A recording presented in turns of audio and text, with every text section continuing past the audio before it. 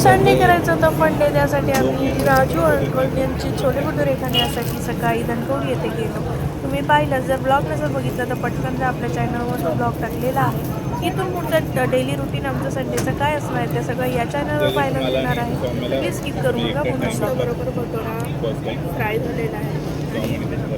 तर काही छोले भटुरे खाल्ले आणि आम्ही सदाशिव पेठेमध्ये श्री स्वामी समर्थाचे कॅफे आहे ना, असं कुठं पण गेले की मॅगी मागताना छोटी मुलं मॅगी मागतात. आता तुम्ही मला हे सारखं स्ट्रीट फूड खातात तर नाही, आमचं ठरलेलं आहे की 2 आठवड्यात होती आहे आम्ही स्ट्रीट फूड खायचं. कारण आता कसं आहे, कधी बाहेर जाणं वगैरे होतं आणि रुद्राला तशी बाहेरचं खायला म्हणजे थोडीफार सवय असावी याकरिता. कारण काय होतं ना, ती आणि लहानपणी तिला काही सहन होत नव्हतं बाहेरचं खाणं. सो आम्ही आता हळूहळू तिला थोडीफार सवय लावतो. तर मग असं आमचं नियमाने ठरलेलं आहे की 2 आठवड्यातून एकदा बाहेर खायचं असं. तर चला मग आता कोल्ड कॉफी मस्त आहोंची सुद्धा पिऊन झालेली आहे. आता घरी जाऊया.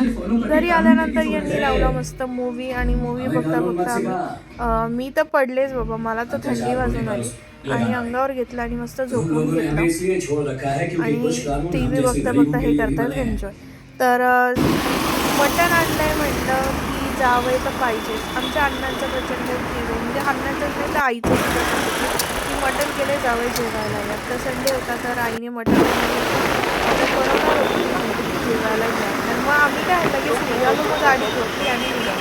आता तुम्हाला तर माहिती आहे, सिंहगड रोडवर जेव्हा राजाराम पूल पास करतो ना, इतकी थंडी वाजते. त्यामुळे आम्ही सगळे आता आम्ही आलोय, जावयाला बोलवले मटण खायला म्हणून आम्ही धावत पळत आलोय. है ना ग, जावयाला म्हटले मटण केलं या. इकडं आई भाजी करते, मटण बनवते. आता आईने केलेलं आहे सगळं, फक्त मी आता 2-3 तिला भाकरी टाकायला मदत करते. Okay okay. नो करपली कडक होईल. वरती ठेव, वरती चुकली इथे वरती ते नाही नाही, ते कडला एक थांब थांब थांब. हा ते खिडकी. हा विषयच नाही. हा ना, ह्याच्यात मस्त भाकरी केली.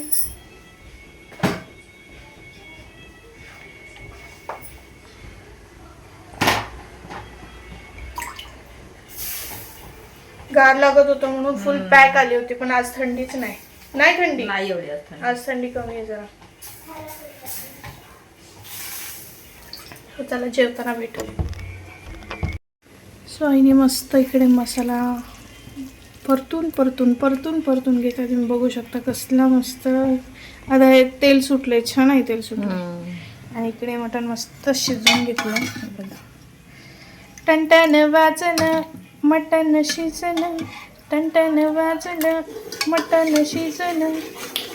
आता इकडे सासरे आणि जावई जेवायला बसलेत. आता जावईना जशी कडक भाकरी आवडते तव्यावर भाजून तशी दिलेली आहे. आणि आमचं जेवण झाल्यानंतर आम्ही मस्त आईस्क्रीम पण खाल्लेली आहे.